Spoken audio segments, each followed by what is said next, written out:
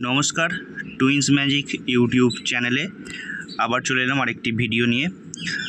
অন্নপূর্ণা যোজনার ফর্ম এই নিয়ে আমি অলরেডি দুটো ভিডিও বানিয়েছি, তো আরেকটি ভিডিও আমি বানাচ্ছি।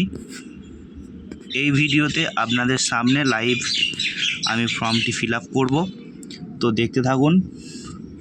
একটু হয়তো বড় হবে, ধৈর্য ধরে একটু দেখুন। প্রথমেই রয়েছে পরিবারের প্রধানের নাম। এটা যেহেতু আমি আমার ওয়াইফের জন্য ফিল আপ করছি, তাই এখানে আমি আমার নাম লিখব।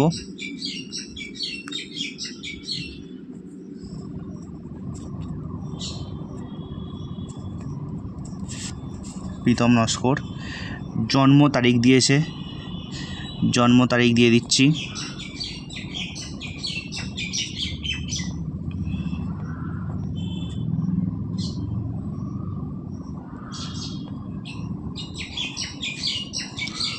দু নম্বরের জন্ম তারিখ ছিল। 3 নম্বর হচ্ছে পরিবারের প্রধানের লিঙ্গ, পুংলিঙ্গ। পরিবারের প্রধানের আধার নাম্বার, এখানে যে আধার নাম্বার আছে সেই আধার নাম্বার কিন্তু এখানে লিখতে হবে। আধার নাম্বারটা সিকিউরিটি পারপাস আমি এখানে লিখলাম না।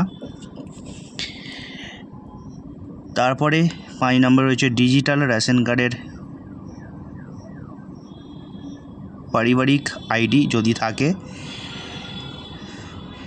নেই।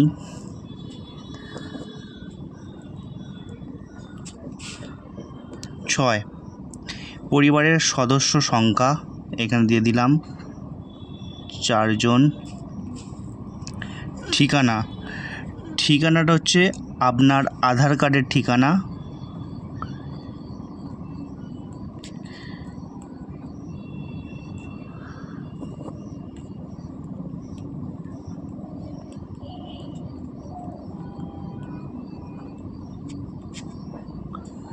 ঠিকানা। তারপর রয়েছে কিন্তু যোগাযোগ নম্বর, ফোন নম্বর যেটা হবে, এটা কিন্তু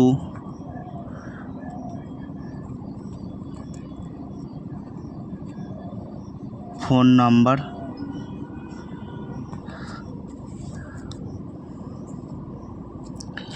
তারপর রয়েছে 9 নম্বরে নাম, জন্ম তারিখ, লিঙ্গ, পরিবারের প্রধানের সঙ্গে সম্পর্ক, আধার নম্বর, এইসব। প্রথমেই রয়েছে সদস্য 1। সদস্য 1-এ লিখব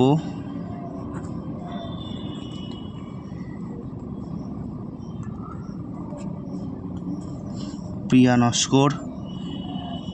জন্ম তারিখ,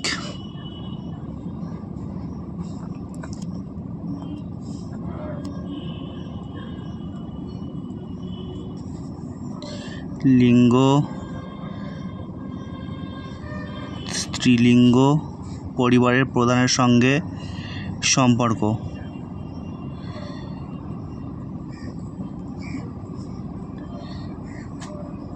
স্বামী স্ত্রী। তলায় কিন্তু এখানে আধার নাম্বার যেটা হবে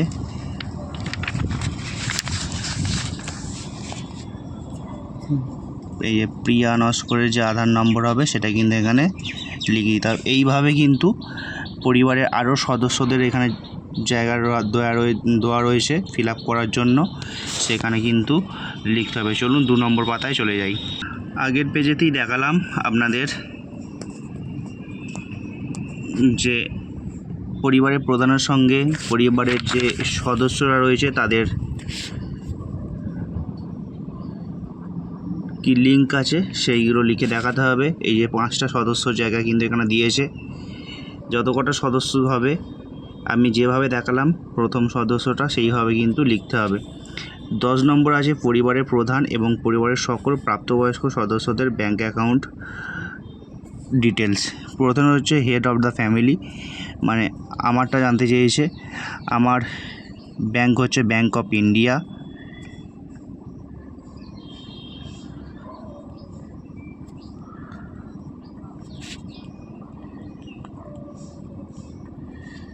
bank of India. Account number যেটা হবে 15 সংখ্যার অ্যাকাউন্ট নম্বর, এখানে কিন্তু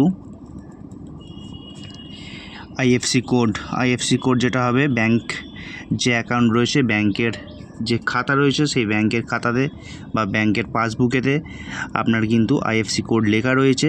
এখানে কিন্তু সেই আইএফসি কোড আপনাকে লিখতে হবে। এইভাবে কিন্তু সদস্য 1, সদস্য 2 আপনার বাড়িতে যত কজন সদস্য রয়েছে তাদের কিন্তু ব্যাংক ডিটেলস এখানে দিতে হবে।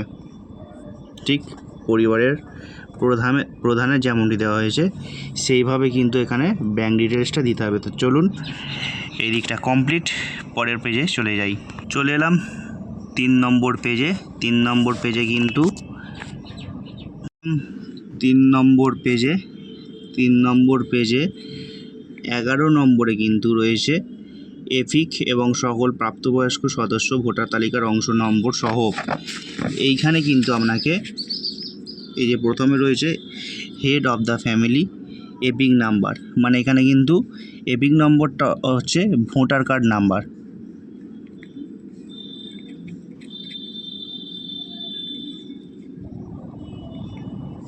এপিক নম্বরটা হচ্ছে ভোটার কার্ড নাম্বার। এবার বিধানসভা ক্ষেত্র ও অংশ নাম্বার, আপনার যে বিধানসভা ক্ষেত্র হবে এবং যে অংশ হবে সেই দুটো কিন্তু এখানে লিখতে হবে।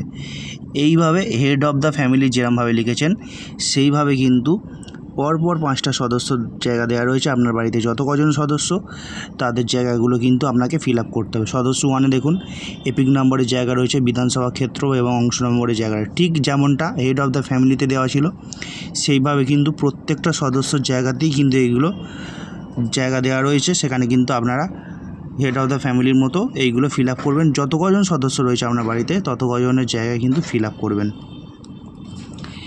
12 নম্বরে কিন্তু রয়েছে বিভাগ, আপনি কোন জাতির, অসংরক্ষিত, তপশিলি জাতি, তপশিলি উপজাতি যাই হন না কেন, আমি তপশিলি জাতি, সেই জায়গায় কিন্তু এখানে টিক অলরেডি মেরে দিয়েছি। ঠিক আছে, তো এই বাধাটাও মোটামুটি কমপ্লিট। চলুন চলে যাই পরের পেজে। দেখুন পরের পেজে চলে এলাম। পরের পেজে কিন্তু প্রথমেই রয়েছে আপনার কি ডিজিটাল রেশন কার্ড আছে। যদি হ্যাঁ হয় তাহলে হ্যাঁতে টিক দেবেন, না হলে নায়ে টিক দেবেন। আমার ডিজিটাল রেশন কার্ড নেই তাই নায়ে টিক দিলাম। 2 নম্বর, যদি হ্যাঁ হয় তবে কার্ডের ধরন উল্লেখ করুন। এই আগেরটা যেরকম আপনার কি ডিজিটাল রেশন কার্ড আছে, যদি হ্যাঁ হয় তাহলে এটা ফিল আপ করার প্রয়োজন রয়েছে। মানে যদি হ্যাঁ হয় তবে কার্ডের ধরন উল্লেখ করুন। এখানে কার্ডের ধরন রয়েছে, যে কার্ড হবে সেই কার্ডের জায়গায় আপনাকে টিক মারতে হবে। AAY আছে, RKSY 2 আছে, RKSY 1 আছে, যে কার্ড হবে সেখানে কিন্তু আপনাকে টিক মারতে হবে। 3 নম্বর আছে পরিবারটি রেশন দোকান থেকে মাসিক রেশন তুলছে কি না। হ্যাঁ হলে হ্যাঁ, না হলে না। আমাদের তোলা হয় তাই হ্যাঁ এর জায়গায় আমি টিক মারলাম। বাড়ির ধরন, আপনার বাড়িতে কি 3 বা তার বেশি পাকা ঘর রয়েছে। যদি হ্যাঁ হয় তাহলে হ্যাঁ টিক দেবেন, যদি না হয় তাহলে কিন্তু নায়ে টিক দেবেন। আমার বাড়িতে কিন্তু 3 বা তার বেশি পাকা ঘর নেই তাই আমি নায়ে টিক দিলাম। পরিবারের জমির মালিকানা, মানে আপনার যে জমিটা রয়েছে, যে জমিতে আপনার বাড়িটা রয়েছে সেই জমির মালিকানা কি আপনার রয়েছে। যদি হ্যাঁ হয় তাহলে হ্যাঁ, আর না হলে না। আমার আছে তাই আমি হ্যাঁতে টিক দিলাম। এবার দেখুন পরিবারের সকল সদস্যের মোট জমির পরিমাণ শতকে। আপনার পরিবারে টোটাল যতজন সদস্য রয়েছে, 3 জন হতে পারে, 4 জন হতে পারে, তাদের প্রত্যেকের নামে কতটুকু জমি রয়েছে সেই জমিগুলোর শতকে বিচার করে কিন্তু এখানে শতকে হিসাব করে এখানে আপনাকে লিখতে হবে। তারপরেরটা চলে যান যানবাহন, আপনি বা পরিবারের কোনো সদস্য কি অবাণিজ্যিক মোটরচালিত 4 চাকা গাড়ি আছে। হ্যাঁ হলে হ্যাঁ টিক দেবেন, না হলে নায়ে টিক দেবেন। আমার নেই তাই আমি নায়ে টিক দিলাম। যদি হ্যাঁ হয় তবে যদি হ্যাঁ হয় তবে গাড়ির সংখ্যা উল্লেখ করুন। কত কোটি আপনার কাছে গাড়ি রয়েছে এই সংখ্যা উল্লেখ করুন এবং তারপরে কিন্তু গাড়ির রেজিস্ট্রেশন নম্বর কিন্তু আপনাকে এইখানে উল্লেখ করতে হবে। এবার 5 নম্বরে পরিবার ভিত্তিক সদস্যদের স্বাস্থ্য বিমা। পরিবার ভিত্তিক সদস্যদের স্বাস্থ্য বিমা, আমাদের কারোর স্বাস্থ্য বিমা নেই, সেই কারণে প্রথমেই কিন্তু আমি নায়েতে টিক দিয়ে দিলাম। এইবার যদি আপনার থেকে থাকে তাহলে হ্যাঁতে টিক দিতে হবে। হ্যাঁতে যদি টিক দিতে হয় তাহলে কিন্তু আপনাকে প্রথমেই সে আগের মতো হেড অফ দ্য ফ্যামিলির ফিল আপ করতে হবে। এখানে স্বাস্থ্য বিমাটা যদি থেকে থাকে তাহলে সরকারি স্বাস্থ্য বিমা নাকি বেসরকারি স্বাস্থ্য বিমা সেই জায়গায় এখানে কিন্তু টিক মারতে হবে। তারপরে বিমার অঙ্কটা এখানে লিখতে হবে। তারপরে কিন্তু প্রিমিয়ামের বিবরণ দিতে হবে। যদি থেকে থাকে তাহলে হেড অফ দ্য ফ্যামিলির মতো ঠিক সদস্য 1 সদস্য 2 এইভাবে কিন্তু ফিল আপ করে যেতে হবে। তো চলুন, এই পাতাটাও কমপ্লিট হয়ে গেল। যাই পরের পাতায়। পরের পাতা অর্থাৎ 5 নম্বর পাতায় সেই রকম কিছুই নেই, দু একটা অল্প জিনিস রয়েছে। কোনো সদস্য কি আয়কর বা পেশাগত কর প্রদান করেন? যদি আপনি আয়কর প্রদান করে থাকেন তাহলে হ্যাঁ টিক দেবেন, যদি না করে থাকেন তাহলে না টিক দেবেন। আমি দিই না, পেশাগত কর প্রদান করি না, তাই আমি না টিক দিলাম। পরিবারের সদস্যদের প্যান কার্ড যদি থাকে,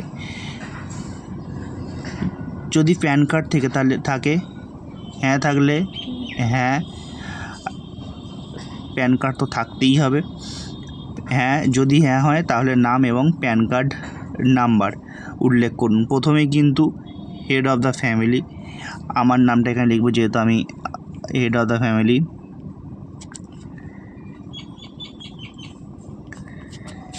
এইবার কিন্তু প্যান কার্ড নাম্বার, আমার যে প্যান কার্ড নাম্বারটা আছে সেইটা কিন্তু এখানে লিখতে হবে।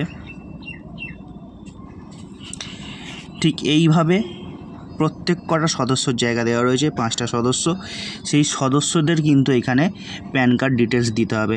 ঠিক যেভাবে হেড অফ দ্য ফ্যামিলির ডিটেলসটা আপনি দিয়েছিলেন সেইভাবে কিন্তু প্রত্যেক কটা ডিটেলস দিতে হবে। দেখুন সদস্য 1এও কিন্তু, সদস্য 1এও কিন্তু নাম রয়েছে, প্যান কার্ড নাম্বার রয়েছে, সদস্য 2এও নাম, প্যান কার্ড নাম্বার, এইভাবে কিন্তু আপনাকে লিখে ফিল আপ করতে হবে। চলে আসি কর্মসংস্থানের ধরন। কী ধরনের পেশার সাথে আপনি যুক্ত, এখানে কিন্তু সেই জায়গায় টিক দিতে হবে। পরিবারের প্রধান, আমি বেসরকারি ক্ষেত্রে বেতনভুক্ত কর্মচারী, সেই কারণে কিন্তু আমি এইখানে টিক দিলাম। আপনার যে জায়গা হবে সেই জায়গায় কিন্তু টিক দেবেন। এইভাবে কিন্তু সদস্য 1 সদস্য 2 এভাবে কিন্তু প্রত্যেক কটা জায়গা আছে। আপনার বাড়ির সদস্যরা যে কর্মের সাথে যুক্ত সেই জায়গায় কিন্তু আপনাকে টিক দিতে হবে। তো চলুন, এই পাতাটাও কমপ্লিট, পরের পেজে চলে যাই। পরের পেজ অর্থাৎ 6 নম্বর পেজেও কিন্তু এমন বেশি কিছু নেই। 6 নম্বর পেজে একদম শেষের দিকে দেখুন, আপনার পরিবারের যে শিক্ষিত প্রাপ্তবয়স্ক সদস্যদের সংখ্যা এবং পরিবারের অশিক্ষিত প্রাপ্তবয়স্কদের সদস্য সংখ্যা লিখতে বলেছে। এইখানে কিন্তু প্রাপ্তবয়স্ক পরিবারে আমরা 2 জনই রয়েছি, সেই কারণে শিক্ষিত প্রাপ্তবয়স্ক সদস্য হচ্ছে 2, অশিক্ষিত প্রাপ্তবয়স্ক সদস্য নেই। এখানে কাটা চিহ্নও দিতে পারেন অথবা ফাঁকা ছেড়েও দিতে পারেন। এইবার রয়েছে পরিবারের প্রধান, অর্থাৎ পরিবারের প্রধানের শিক্ষাগত যোগ্যতা সম্পর্কে এখানে জানতে চেয়েছে। পরিবারের প্রধান শিক্ষিত না অশিক্ষিত? যদি শিক্ষিত হয় তাহলে শিক্ষিততে টিক দিন, অশিক্ষিত হলে অশিক্ষিত টিক দেবেন। শিক্ষিত হলে এইখানে কিন্তু আপনাকে সর্বোচ্চ শিক্ষাগত যোগ্যতা এখানে কিন্তু লিখতে হবে। এই যে আমি লিখে দিয়েছিলাম HS পাস। এবার সদস্য 1 অর্থাৎ সদস্য 1-এর শিক্ষাগতটা আছে না আছে সেটা সদস্য 1 শিক্ষিত কিনা, শিক্ষিত দিয়ে দিলাম। এবার চলুন, এই পাতাটাও কমপ্লিট, পরে পাতা চলে যাই। 7 নম্বর সর্বোচ্চ শিক্ষাগত যোগ্যতা, এখানেও কিন্তু HS পাস দিয়ে দিলেন। এইভাবে কিন্তু যত কজন সদস্য রয়েছে আপনার পরিবারে প্রত্যেকের শিক্ষাগত যোগ্যতা সম্পর্কে এখানে জানতে চেয়েছে, সেইভাবে কিন্তু আপনাকে ফিল আপ করতে হবে। এবার চলুন কোনো সদস্যই কোনো সাংবিধানিক পদ, মন্ত্রী, সাংসদ, বিধায়ক, পৌরস্থানীয় সংস্থা এবং পঞ্চায়েত সংস্থার প্রাক্তন বর্তমান ধারক যদি হয় তাহলে হ্যাঁ হলে হ্যাঁ টিক, না হলে নাই টিক। আমাদের কেউ নয়, তাই নাই টিক দিলাম। যদি হয়ে থাকে যিনি এই পদে রয়েছেন তার সদস্য নাম্বার এখানে লিখতে হবে। 6 নম্বরে দেখুন, কোনো সদস্য কি সরকারি পেনশনভোগী? হ্যাঁ হলে হ্যাঁ, না হলে না। আমি পাই না, সেই কারণে না। যদি সরকারি পেনশনভোগী হয় তার কিন্তু সদস্য নম্বর এখানে লিখতে হবে। কোনো সদস্য কি জিএসটি অধীনে নিবন্ধিত আছেন? হ্যাঁ হলে হ্যাঁ টিক, না হলে নাই টিক। আমি নেই, তাই নাই টিক দিলাম। 8 নম্বর হচ্ছে পরিবারের মোট বার্ষিক আয়। পরিবারের মোট বার্ষিক আয়, আপনার পরিবারে ঠিক কতজন সদস্য রয়েছে, আপনার পরিবারের মোট কতজন সদস্য, যদি 2 জন সদস্য থেকে থাকে তাদের মাসে যদি সাপোজ আমি ধরলাম 5,000 টাকা করে 10,000 টাকা ইনকাম, তাহলে সেটা বার্ষিক কত হচ্ছে সেটা কিন্তু আপনাকে এইখানে লিখতে হবে। বছরে কত হচ্ছে সেটা কিন্তু এখানে লিখতে হবে। দেখুন, সিএএ আবেদনের বর্তমান অবস্থা যদি থাকে, যদি সিএএর সাথে আপনি যুক্ত থাকেন, সিএএ আবেদন করে থাকেন, তাহলে তার ডিটেলস এখানে চেয়েছে। না থাকলে প্রযোজ্য নয় টিক। আবেদন করা হয়েছে যদি হ্যাঁ হয় আবেদন নাম্বারটা এখানে লিখতে হবে। ইস্যু করা হয়েছে যদি হ্যাঁ হয় তাহলে সার্টিফিকেট নাম্বার এখানে দিতে হবে। ঠিক পরিবারের প্রধানের মতো সদস্য 1-এও লিখতে হবে এবং সদস্য 2 হলে সদস্য 2-ও লিখতে হবে এবং কিন্তু প্রত্যেকটা সদস্য জায়গায় লিখতে হবে। তো চলুন পরের পাতায় চলে যাই, 8 নম্বর পাতায়। দেখুন 8 নম্বর পাতায় এমন কিছু নেই, অল্প একটু জিনিস রয়েছে। নিচের দিকে অন্যান্য কিষাণ ক্রেডিট কার্ড এআরডি, শিল্পী ক্রেডিট কার্ড, মৎস্যজীবী ক্রেডিট কার্ড, শিক্ষার্থী ক্রেডিট কার্ড ইত্যাদি এইসব পরিবারের কারুর আছে কি না এখানে তার ডিটেলস জানতে চেয়েছে। প্রথমেই কিন্তু পরিবারের প্রধানের নাম দিয়েছে। যদি থেকে থাকে তাহলে কোন কোন ক্রেডিট কার্ড আছে সেটা কিন্তু এখানে উল্লেখ করতে হবে। যদি না থেকে থাকে তাহলে এখানে কিছু লেখার দরকার নেই, আমার নেই তাই লেখার দরকার নেই, লিখব না। নম্বর দিয়েছে, আইডির সংজ্ঞা জানতে চেয়েছে, যে তারিখে ইস্যু করা হয়েছে সেটা কিন্তু এখানে জানতে চেয়েছে।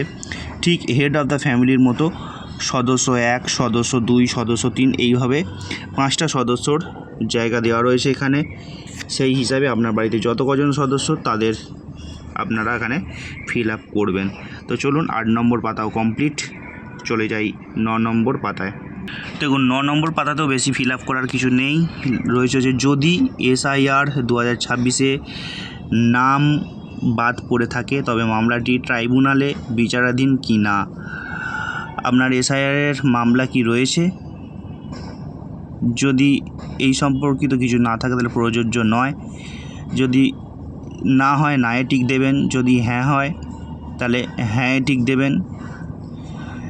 আর যদি মামলাটি বিচারাধীন হয় অর্থাৎ হ্যাঁ লিখে হ্যাঁতে টিক দেন তাহলে কিন্তু এখানে মামলার বিবরণ আপনাকে কিন্তু এখানে দিতে হবে। এটা পরিবারের প্রধানের, সেই হিসাবে কিন্তু প্রত্যেকটা সদস্য জায়গা রয়েছে আগের মতনই, সদস্য 1, সদস্য 2 করে সদস্য 5 পর্যন্ত আপনার যত কজন সদস্য পরিবারে তাদের কিন্তু এখানে ডিটেলস দিতে হবে। এবার চলুন চলে যাই লাস্টের দিকে। এখানে রয়েছে বিদ্যালয়ে অধ্যয়নরত পরিবারের সকল শিশুর বিবরণ। আপনার পরিবারে যত কজন শিশু রয়েছে তাদের কিন্তু এখানে বিবরণ দিতে বলেছে, ঠিক আছে। প্রথমে রয়েছে শিশু সদস্য 1, তার নাম লিখবেন, তার শ্রেণী লিখবেন, বিদ্যালয়ের নাম লিখবেন, ধরন লিখবেন, অর্থাৎ সরকারি স্কুলে পড়ে না বেসরকারি স্কুলে পড়ে তার ধরন লিখবেন।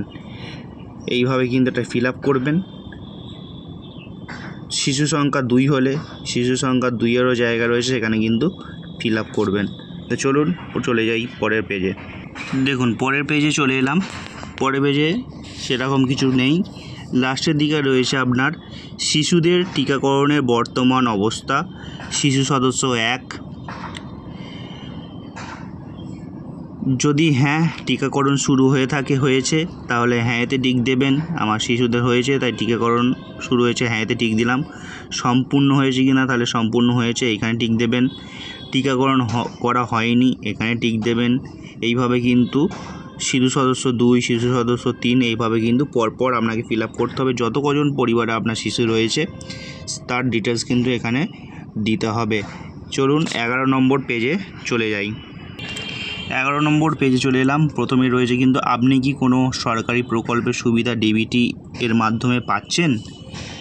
যদি হ্যাঁ হয় হ্যাঁ টিক দেবেন, না হলে নায়ে টিক দেবেন। আমি পাচ্ছি না তাই নায়ে টিক দিলাম। যদি ধরুন আপনি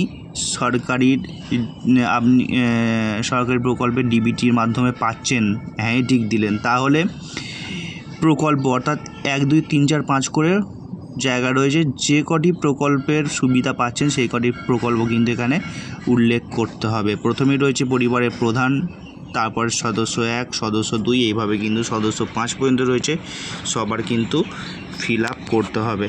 তো চলুন এই ফর্মের লাস্ট পেজ অর্থাৎ 12 নম্বর পেজে চলে যাই। অন্নপূর্ণা যোজনার যে ফর্ম, সেই ফর্মের লাস্ট পেজে এমন কিচ্ছু নেই, এইখানে কিছু তথ্য দেওয়া রয়েছে, আপনারা কিন্তু এখানে পড়ে নেবেন। যে ফর্মটি আপনারা ফিল আপ করবেন সেই ফর্মটি কোথাও কিন্তু আপনারা ভুল তথ্য লুকিয়ে দেবেন না, তাহলে কিন্তু আইনত ব্যবস্থা আপনার ওপর নিতে পারে সরকার। এই সব কিছু দেখে সঠিক কিছু লিখে এইখানে কিন্তু আপনার সই করতে হবে, অর্থাৎ যে ক্যান্ডিডেট অন্নপূর্ণা যোজনা পাবেন তার স্বাক্ষর কিন্তু এখানে করতে হবে। আর এত পর্যন্তই কিন্তু ফর্মটা আপনাদের ফিল আপ করতে হবে, বাকি এই নিচের পোর্শনটা কিন্তু আপনার ফিল আপ করার কোনো প্রয়োজন নেই। তো চলুন যতটুকু পারলাম ফর্মটি ফিল আপ করে দেখালাম আপনাদের। তো আশা করি আপনারা বুঝতে পেরেছেন। তো ভিডিও এখানেই শেষ করছি, অনেকটা লং হয়ে গেল। দেখা হচ্ছে পরের ভিডিওতে।